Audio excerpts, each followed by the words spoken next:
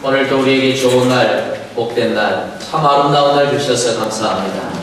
주의 자녀들이 오늘 한 자리에 모여 하나님께 예배드리고자 하오니 하늘의 문을 여시옵소서. 한량없는 주의 은혜를 저희 가운데 부어 주시옵소서. 주 우리의 모든 죄와 허물들을 사하여 주시고 주의 긍휼하심으로 덮어주시며 하나님 우리의 질병들, 우리의 약함들을 고치시고 치료하시고 만지셔서 하나님 다시 힘을 내게 하여 주시옵소서. 하나님 아버지, 우리 안에 있는 간절한 기대와 소원을 따라 우리의 기도에 응답하시고 하나님이 우리의 길을 선하게 인도하여 주시옵소서. 오늘도 말씀을 통하여 우리를 가르치시고 우리를 새롭게 하시고 변화시키셔서 오늘도 주님 앞에서 하나님 말씀 앞에 순종하기로 결단하는 각오하는 시간이 되도록 은혜 베풀어 주시옵소서. 이 예배 온전히 하나님께만 드리기를 소망하고 예수님 이름으로 기도하옵나이다. 아멘. 우리 옆에 분들과 인사 나누겠습니다. 잘 오셨습니다. 우리 옆에 분들 손을 한번 꼭 잡으시고 인사하겠습니다. 오늘 당신을 만나서 정말 반갑습니다.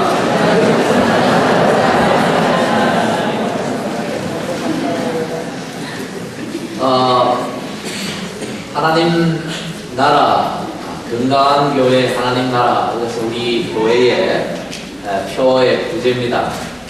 이 시대의 안디옥 교회를 향하여 주보에 보면 그렇게 되어 있죠. 그 밑에 건강한 교회 하나님의 나라를 우리는 꿈꿉니다. 그런데 하나님의 나라라고 하지만 무엇이 하나님의 나라고 여기에 대해서 정확하게 좀 그래도 구체적으로 아는 분들은 많지를 않습니다. 그래서 시간이 되는 데까지 하나님 나라의 특징들이 무엇인지를 생각해 보면서 함께 은혜를 나누고자 합니다. 첫 번째로 오늘은 긍휼에 대해서 함께 은혜를 나누고자 합니다.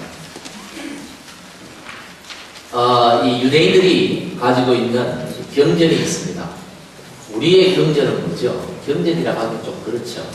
우리는 그런 말을 잘 쓰지는 않습니다. 성경이라고 쓰죠. 우리는 신구약 39권 그리고 27권 합쳐서 총 66권의 성경을, 이걸 이제 신학적인 용어는 정경이라고 해요. 경전이라는 뜻인데 이 정경을 가지고 있습니다. 이것이 하나님의 말씀이고 이것이 우리 신앙의 표준이고 이것이 우리가 평생 붙들고 따르고 지켜야 할 하나님의 말씀이라는 것을 우리는 믿고 신앙생활을 합니다. 유대인들에게는 5권이 있어요. 그게 바로 모세가 기록한 성경이 되어 있습니다. 모세 오경이라고 창세기, 출애굽기, 레위기, 민수기, 신명기, 이 성경 초도에 나오는 5권의 성경을 그들의 경전으로 삼습니다. 그런데 이 경전이 어렵잖아요. 그래서 그들이 경전을 해석을 한 거죠. 그들의 이 상황과 그들의 그에 맞게끔 해석을 한 것이 바로 미시나라는, 이것 또한 그들은 경전으로 삼고 그것을 따르고 지키고 평생 동안 그걸 붙들고 살아갑니다.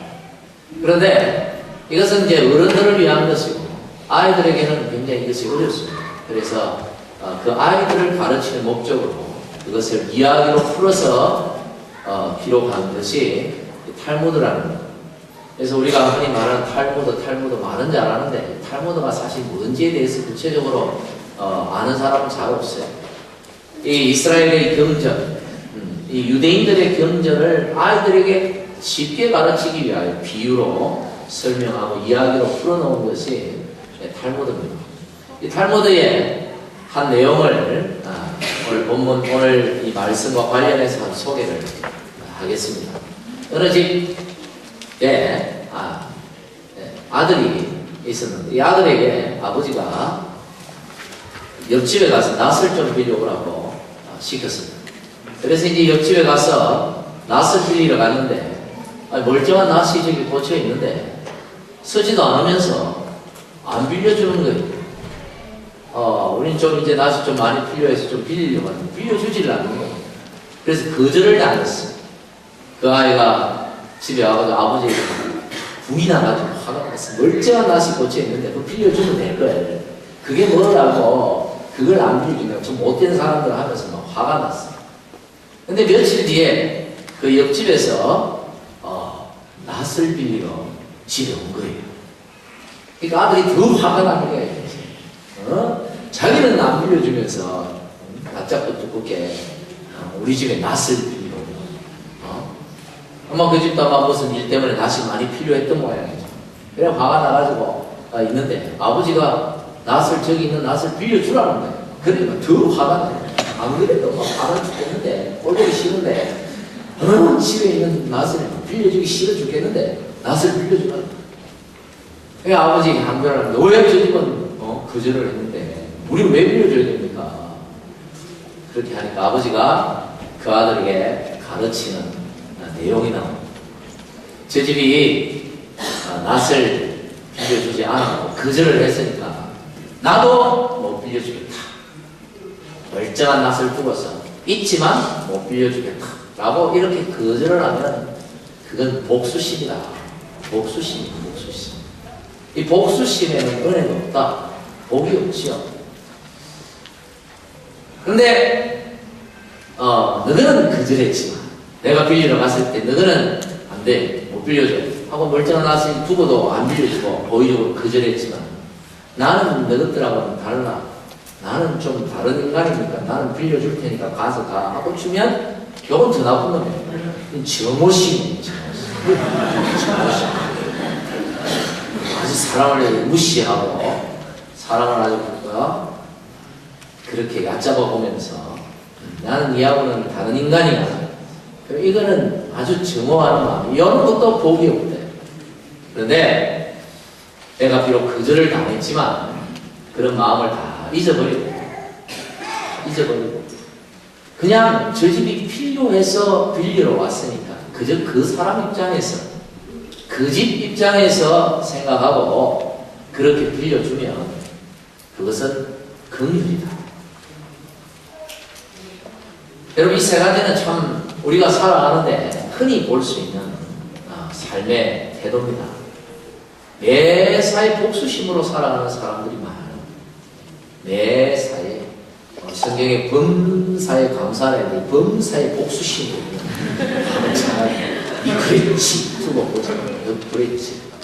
니도 안 해줬는데 내가 해줄 필요가 뭐 있어? 내가 틀렸냐? 부부가 안 해도 꽉 하고 있는 몇 년이 지났는데도 그냥 누가 먹고 이것은 복이 없는 마음, 복수심입니다. 이런 마음에는 하나님이 은혜를 주지 않습니다. 또 어떤 사람들은 이런 나는 너희들하고 다르다.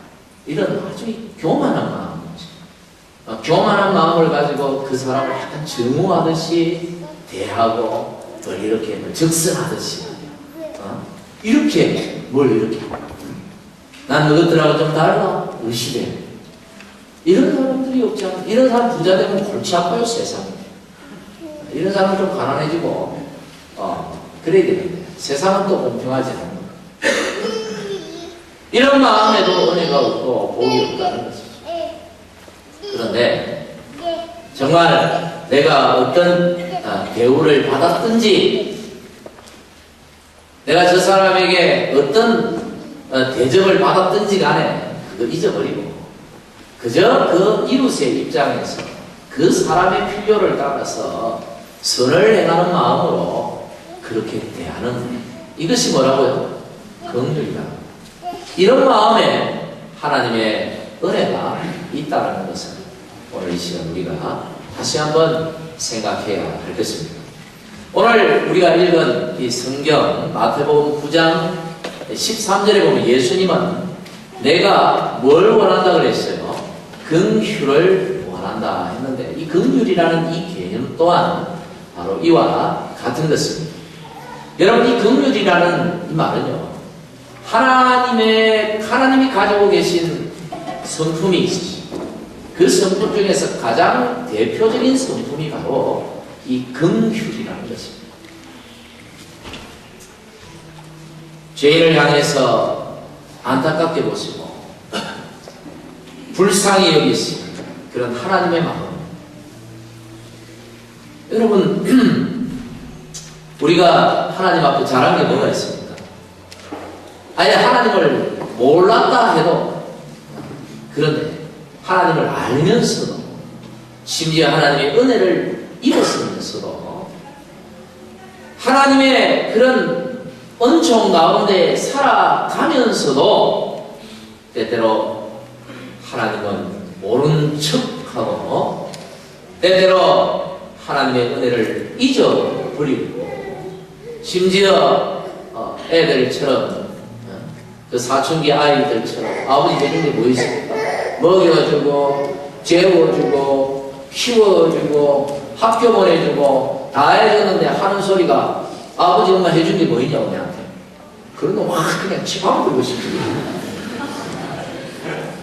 그럼에도 불구하고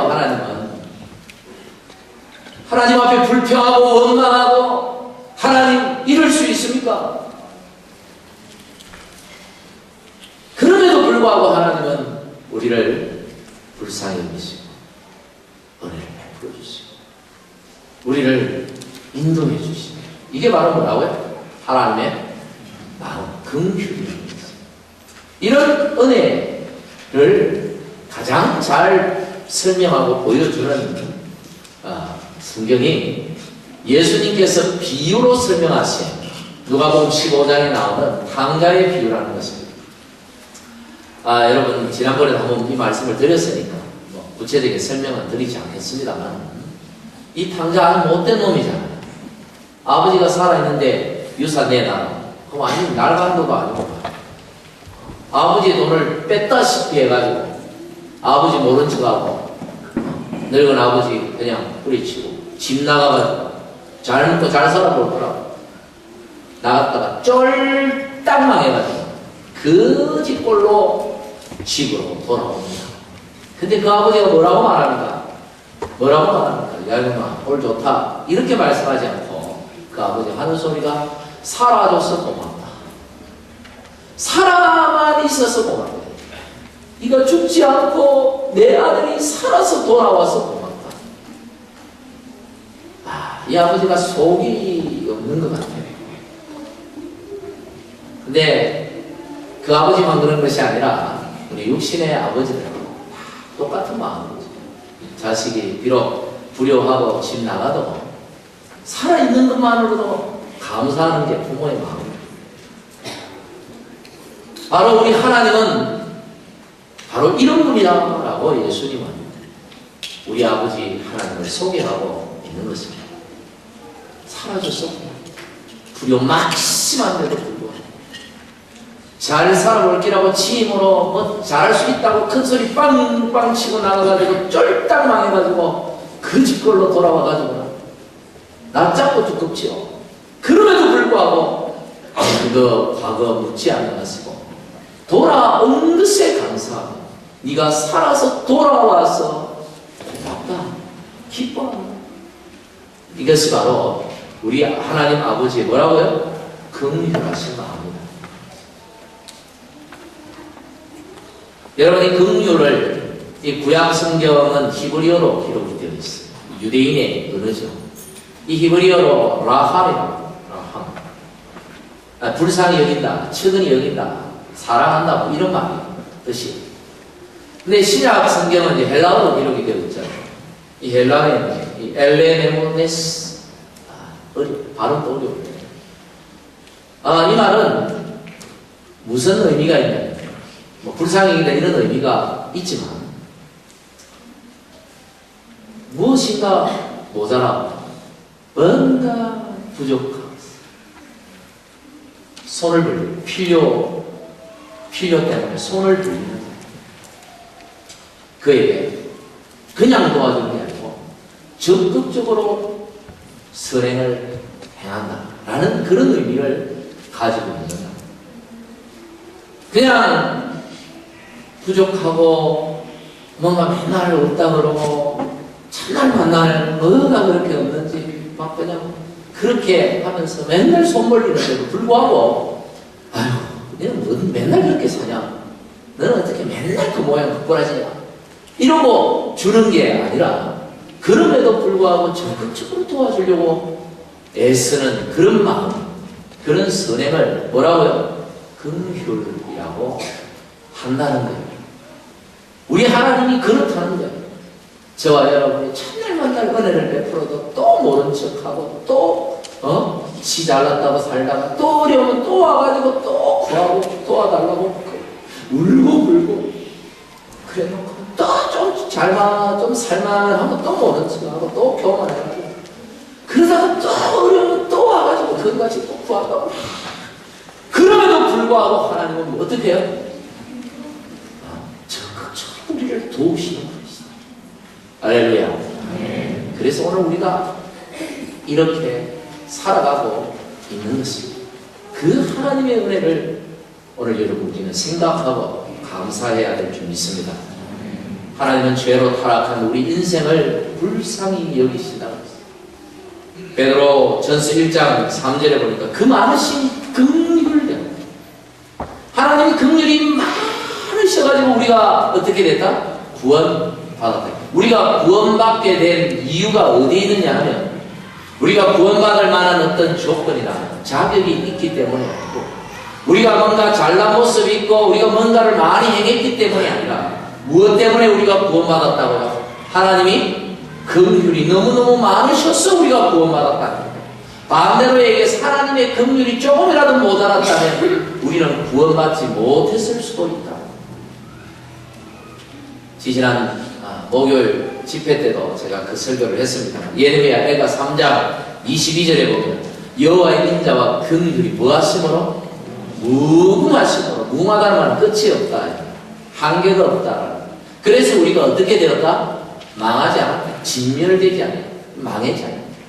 우리가 망하지 않고 오늘 이렇게 멀쩡하게 살아있는 것은 하나님께서 긍휼이 너무 많으셨기 때문에, 하나님께서 긍휼이 조금이라도 모자라셨다면 우리가 행하는 대로 갚으시기로 작정하시고 그 진노를 때를 따라 때마다 베푸신다면 살아남아 있을 자가 누가 있겠느냐.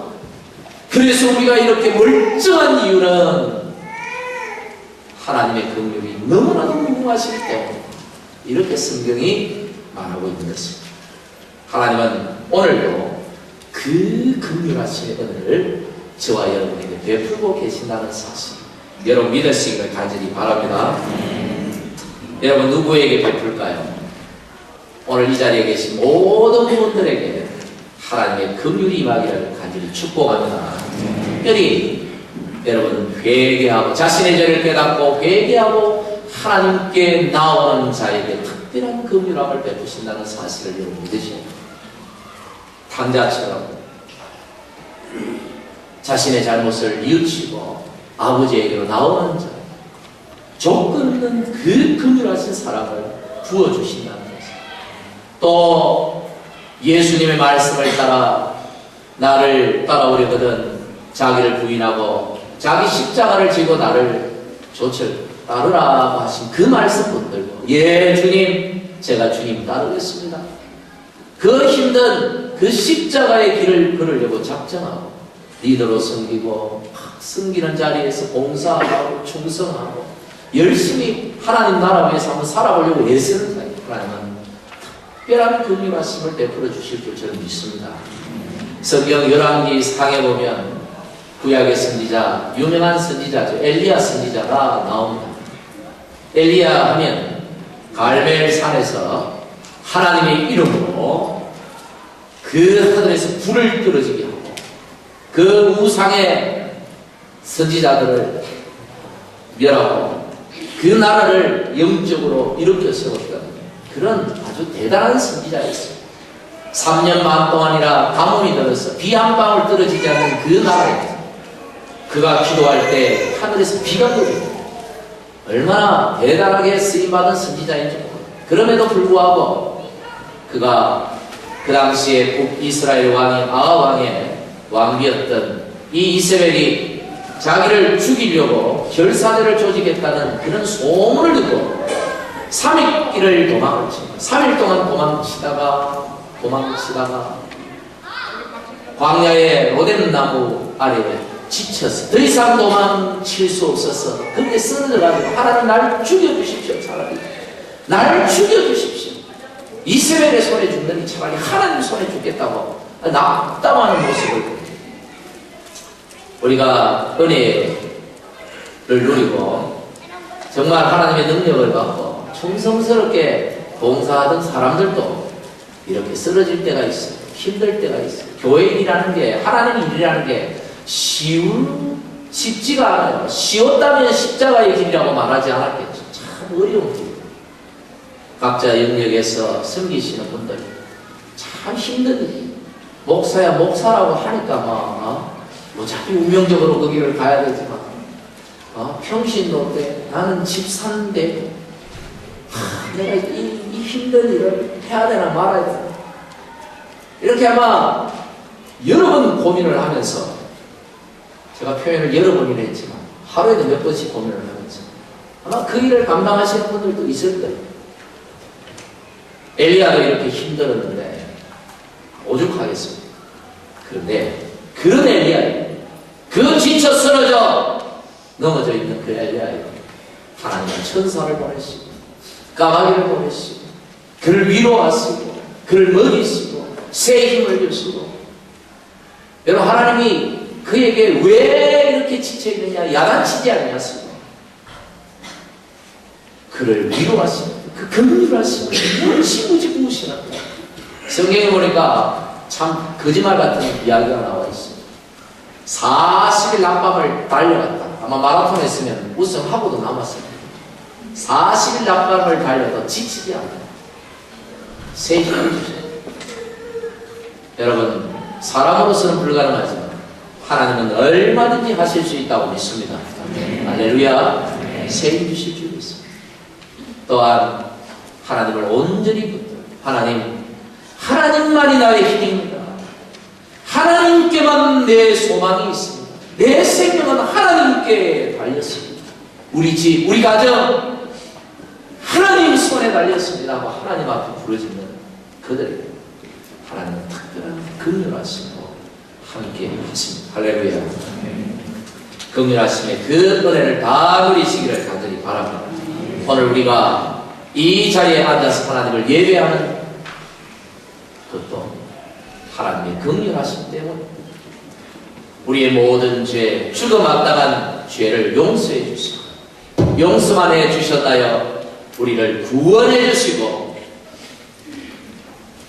뿐만 아니라 우리를 하나님의 자녀가 되는 특권을 주시고 때를 따라 필요를 따라 우리를 도우시고 기도할 때마다 응답해 주시고 그 하나님의 긍휼하심을 우리가 입었기 때문에 이 자리에 앉아서 우리가 하나님을 예배할 수 있다는 사실. 오늘 이 자리에 앉아 계시는 모든 분들 하나님의 긍휼하심을 여러분 찬양하시기를 간절히 바랍니다. 그런데 오늘 말씀은 우리에게 이 긍휼하심이 우리에게 임했다 뿐만 아니라 긍휼하심을 원한다. 긍휼을 원한다. 이렇게 13절에 말씀합니다. 나는 긍휼함을 원한다. 배우라. 이런 말씀을 하십니다. 여러분, 우리도 긍휼함을 입은 우리도 긍휼의 삶을 살아야 한다는 것을 가르쳐 주는 말씀입니다. 저와 여러분은 긍휼함을 입었기 때문에 동시에 긍휼의 삶을 살아가야 하는 사명이 우리에게 있다는 거죠. 할렐루야. 오늘 13절에 내가 긍휼을 원한다는 말씀이 바로 그 말씀입니다. 오늘 본문 말씀 배경은 이렇습니다. 예수님께서 세리인, 오늘날은 세관공무원이죠. 세리인 레위 마태라는 사람을 제자로 선택을 했습니다.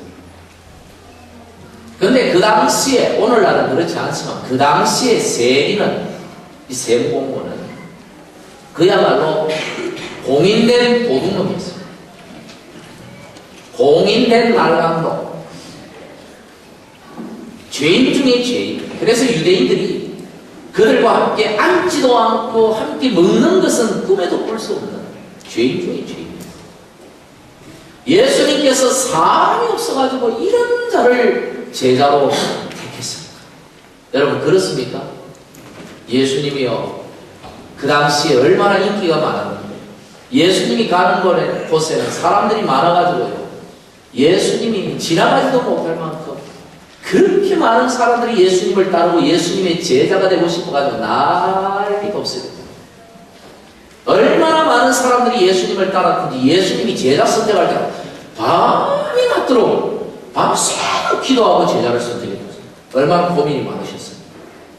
물론 그런 뜻은 아닙니다만, 여러분 사람이 없어서 이 세리마태를, 세리인 그 죄인을, 그 도둑놈을 제자로 삼았는가? 그건 아닙니다. 주님의 분명한 뜻이 있습니다. 긍휼하심이 무엇인지를 이 사람을 통해서 보이시기 위하여 그런 것이죠.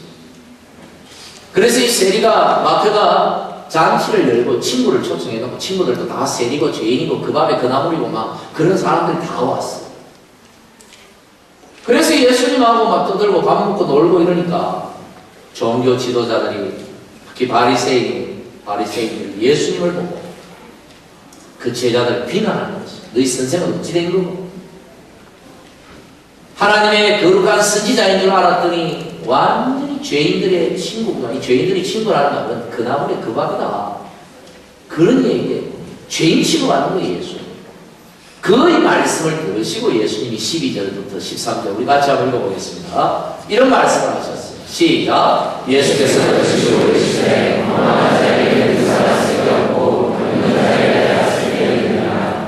너희는 가서 내가 긍휼을 원하고 제사를 원하지 아니하노라 하신 것이 무엇인지 묻어보라. 나는 너희를 부르러 온 것이 아니요 죄인을 부르러 왔노라 하시니라. 예수님이 뭐라고 말씀하셨어요? 너희가 긍휼을 좀 배우라. 나는 제사를 원하지 않고 긍휼을 원한다. 이 제사라는 말은 예배와 동일한 단어예요. 예배를 원하지 않는다, 이 얘기가 아닙니다. 그 당시에 바리새인들이 가장 강조했던 것이 제사예요. 그들의 율법이라는 말이에요. 그들이 제사는 열심히 드리지만 그들 안에는 뭐가 없다는 말입니까? 긍휼의 마음이 없다. 긍휼 없는 제사, 긍휼 없는 예배는 주님이 받지 않으시겠다는 말씀이었습니다. 여러분 안에 긍휼하심, 긍휼의 마음이 있습니까? 여러분 안에 복수심으로, 증오심으로 다른 사람을 향한 어떤 미움의 마음, 여러분 이런 마음으로 하나님을 예배할 수 없다는 것입니다. 이런 마음을 다 내려가요. 긍휼의 마음을 가지고 우리는 하나님을 예배하고 하나님을 섬겨야 하는 것입니다. 이게 교회 공동체입니다. 여러분 오늘의 교회는요, 의인들만의 교회가 아닙니다. 그렇지요. 교회는 죄인들이 나와서 변화되어서 하나님의 자녀가 되고 하나님의 백성이 되고 그러는 것입니다. 이 교회를 약간 어렵게 표현하면 하나님 나라의 세상적 표현이다, 이렇게도 말하고, 또 하나님 나라 천상교회의 과도기적 이 교회, 세상에 있는 하나님 나라의 과도기적인 그런 공동체를 교회라고 해요. 그 말이 무슨 말이냐? 하나님 나라는 어떤 것입니까? 죄가 없는 것입니다. 거룩한 것입니다. 영화로운 것입니다. 죄인이 갈 수 없는 것입니다. 그런데 세상은 어떤 것입니까? 그야말로 죄뿐입니다. 그 세상 가운데 있는 죄인이 하나님 나라로 가기 위해서 거쳐야 하는 것이 있는데 그게 어디라? 교회라는 것입니다. 과도기죠. 그래서 교회 와서 말씀을 듣고 복음을 듣고 예수를 믿고 예수님의 말씀으로 성화의 단계를 거쳐서 주님 오시는 날 그분의 긍휼하심을 따라 하나님 나라에 온전히 들어가게 됩니다. 그래서 이게 과도기적 과정입니다. 그래서 교회 안에는 죄인이 있을 수밖에 없습니다. 그리고 교회 안에는 하나님 나라와는 전혀 다른 모습이 존재할 수 있다 없다 있다는 것이죠. 그러나 있는 그대로 머물러 있는 것이 아니라 그렇지만 하나님의 말씀 가운데 변화되어지고 점점점 새로워져서 하나님 나라로 향하여 가는 곳이 바로 저와 여러분이 섬기는 이 교회 공동체입니다. 처음에는 다 죄인의 모습으로 옵니다. 그리고 이제 은혜를 좀 받아서 변화가 되고 이제는 좀 의인 같아집니다. 그러다가 시간이 흐르면 고방 교회가 의인들의 공동체인 양 착각을 해버립니다. 그래서 교회 안에 드러나는 여러 가지 문제를 보면서 어떻게 교회가 이럴 수 있느냐? 이럴 수 있습니다. 어떻게 저 사람이 집사가 저럴 수 있느냐? 여러분 그럴 수 있습니다. 교회이기 때문에 아직까지 과도기죠. 여러분 그래서 자칫하다가 그만 죄인들이 절대로 들어올 수 없는, 죄인들을 용납할 수 없는 그런 이상한 공동체로 변질되어 버리는 경우가 있습니다. 요즘은 그렇지 않겠지만 옛날에 미국의 백인들의 교회 이야기가 있어요. 백인 교회에 흑인 꼬마가 예배를 드리러 갔습니다. 그랬는데 안내하는 아주 거룩한 할아버지가, 거룩한 아저씨가 너는 흑인이기 때문에 들어올 수 없다. 이곳에서 예배할 수 없다. 너는 흑인 교회다. 여기는 백인들만의 교회다. 그리고 그 흑인 소년을 못 들어오게 내어 쫓아다.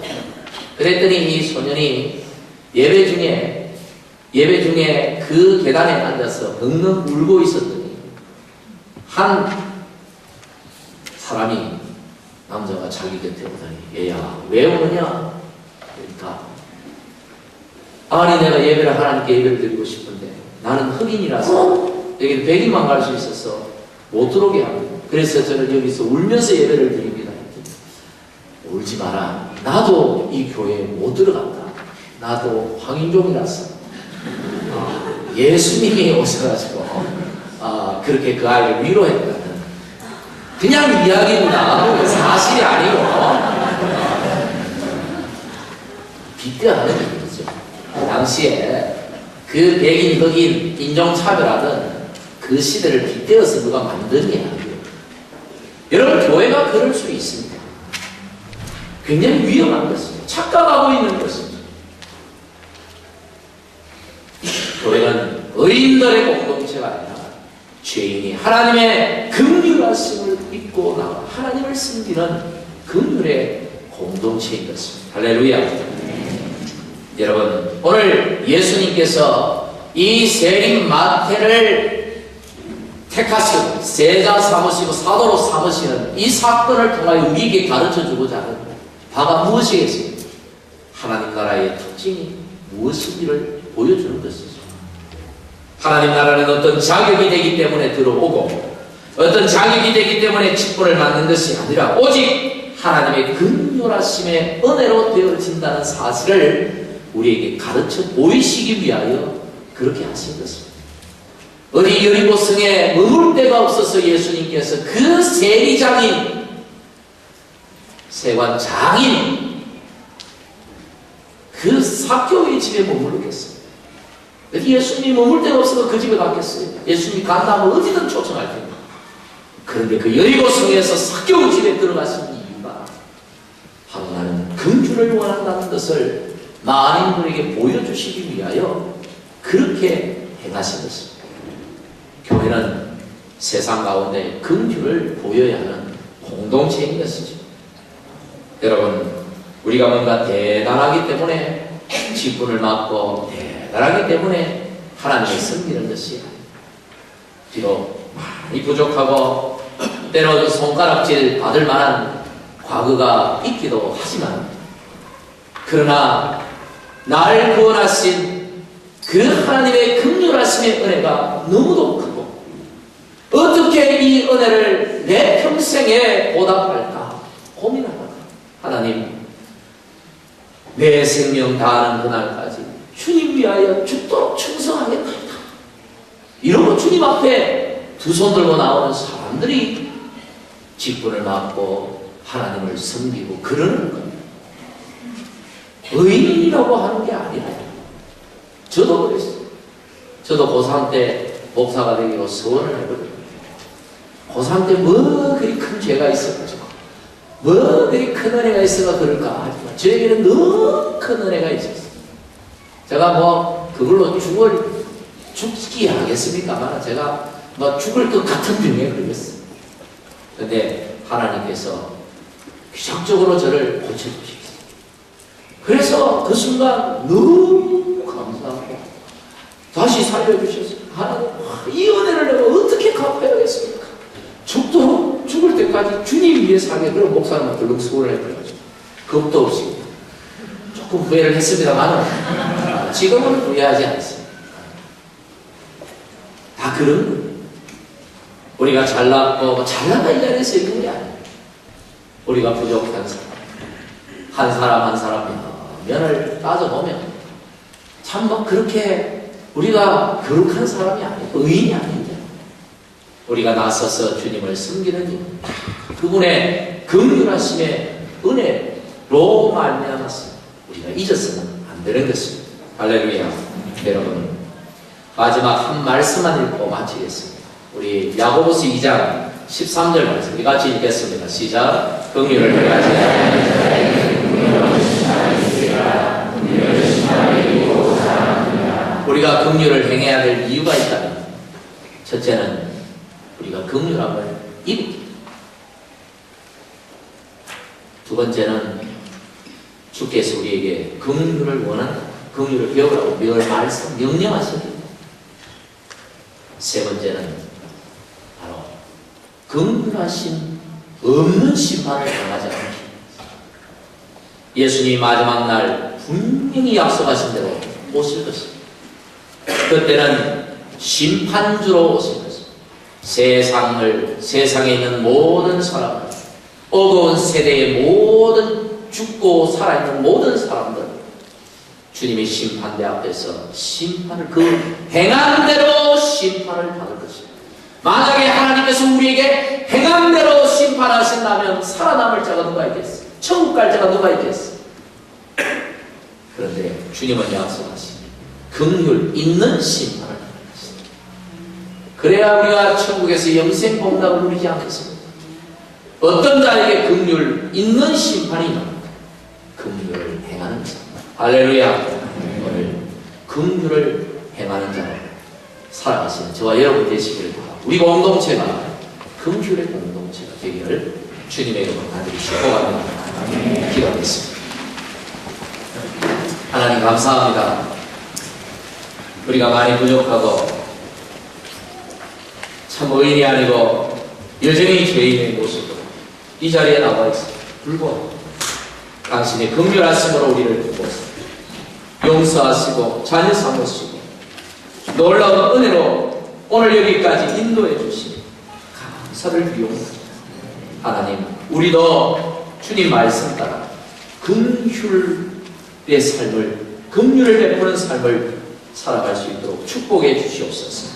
우리 공동체가 세상을 향하여, 이웃을 향하여, 우리 서로를 향하여 긍휼을 베푸는 긍휼의 공동체가 되게 하여 주시옵소서. 예수님 이름으로 기도하옵나이다. 아멘.